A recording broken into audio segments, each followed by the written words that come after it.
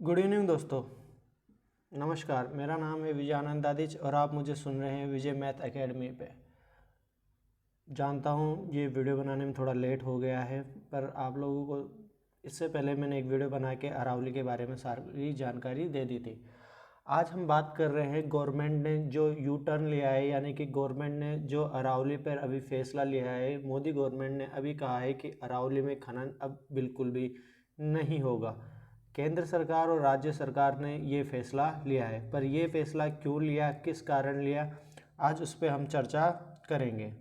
तो इससे पहले चर्चा करें उससे पहले एक सुप्रीम कोर्ट की न्यूज़ आती है कि सुप्रीम कोर्ट ने एक्सेप्ट तो कर लिया था, पर उन्होंने कहा कि उनके पैनल जो हैं, पैनल से मतलब होता है उनका पैनल CEC यानी कि सेंट्रल एम्पावर कमेटी ने इसमें कोई योगदान ही नहीं दिया।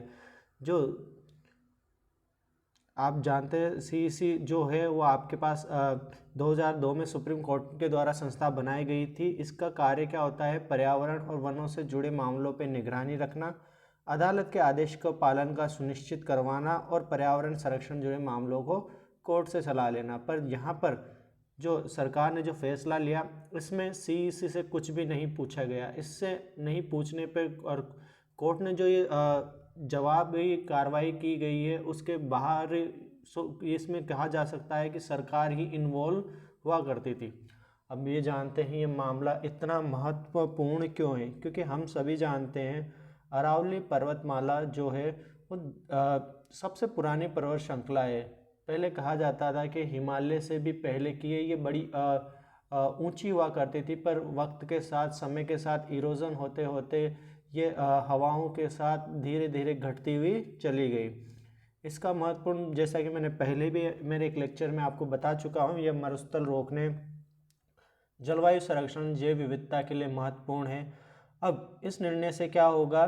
जो खनन की गतिविधियां हैं वो कम हो जाएगी, पर्यावरण सुरक्षा ज़्यादा होगी, जिससे अरावली की रक्षा हो सकती है।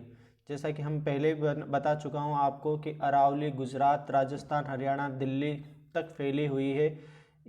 इसका महत्वपूर्ण यही है कि ये दिल्ली राजस्थान में जो पश्चिमी मरुस्थल है उसे फैलने से रोकती है और ये भारत के गंगा मैदानों के बीच बसी हुई है। पश्चिमी भारत से पूर्व की ओर होने वाले मरुस्थलीकरण को रोकती है।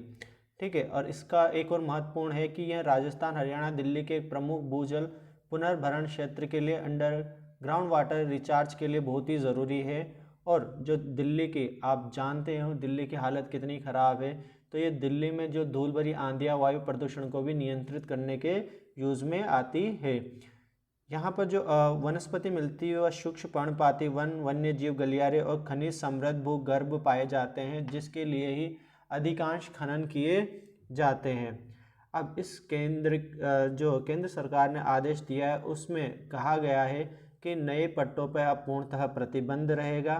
अरावली में कहीं पर्वत श्रृंखला के अंदर या पर्वतमाला में कहीं भी नया पट्टा प्रदान नहीं किया जाएगा।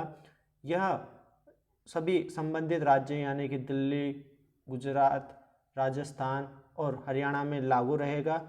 इसमें कहा गया है कि अब ऊंचाई की परवाह किए बगैर भी यह लागू रहेगा, यानी कि अब इसमें ऊंचाई का कोई प्रावधान नहीं रहेगा।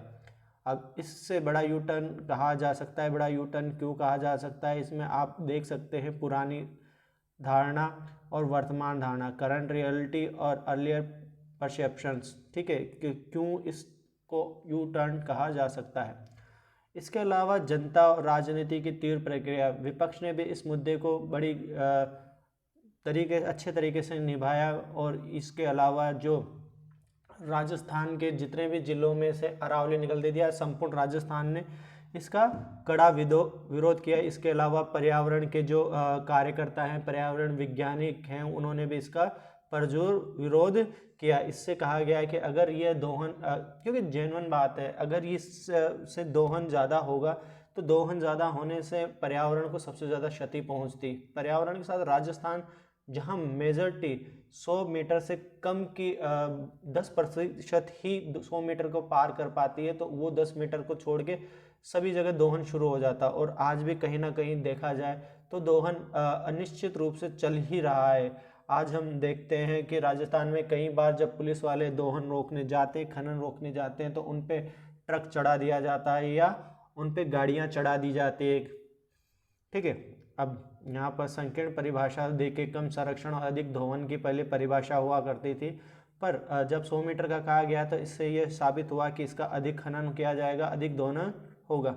अब यहाँ पर आज जो सरकार ने कदम उठाए वो बहुत ही अच्छे कदम कहे जा सकते हैं। अब इससे पूरे अरावली क्षेत्र में खनन पर रोक रुकेगी, पारिस्थितिक संरक्षण का विस्तार होगा, राज्य को नए पट्टे पर रोका जा सकता है।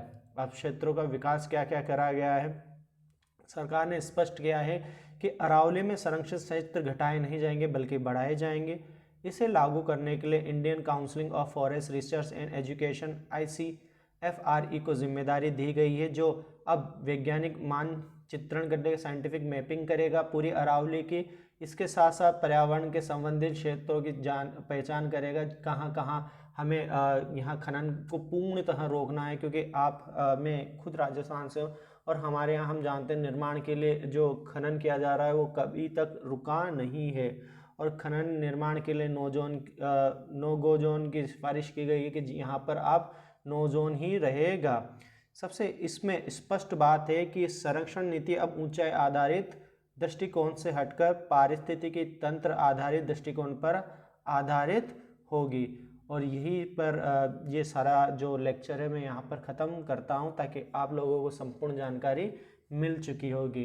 ठीक है, मैं आप लोगों से नम्र निवेदन करना चाहता हूँ कि आई नो ये मेरी छोटी छोटी वीडियोज़ आती हैं, आप लोगों से अनुरोध है कि इसे आगे प्रेक्षित करें, क्योंकि आपके छोटे छोटे प्रयास जो किए जाएंगे, आप लाइक करेंगे, शेयर करेंगे, तो इससे मुझे आगे बढ़ने की भावना मिलेगी। क्योंकि हम जानते हैं कि आजकल सभी लोग रील्स वगैरह पे तो सभी लाइक कर देते हैं, पर ऐसी वीडियो जो आप लोगों को ज्ञान दे या उस पर्टिकुलरली एक टॉपिक के बारे में जानकारी दे, उस पर कोई भी लाइक नहीं करता है। तो आप लोगों से माननीय निवेदन है कि जो भी इस वीडियो को सुनते हैं कृपया लाइक और शेयर करें, ताकि आगे चल के मैं आप लोगों के लिए और भी ऐसे टॉपिक्स पे वीडियो बना सकूं।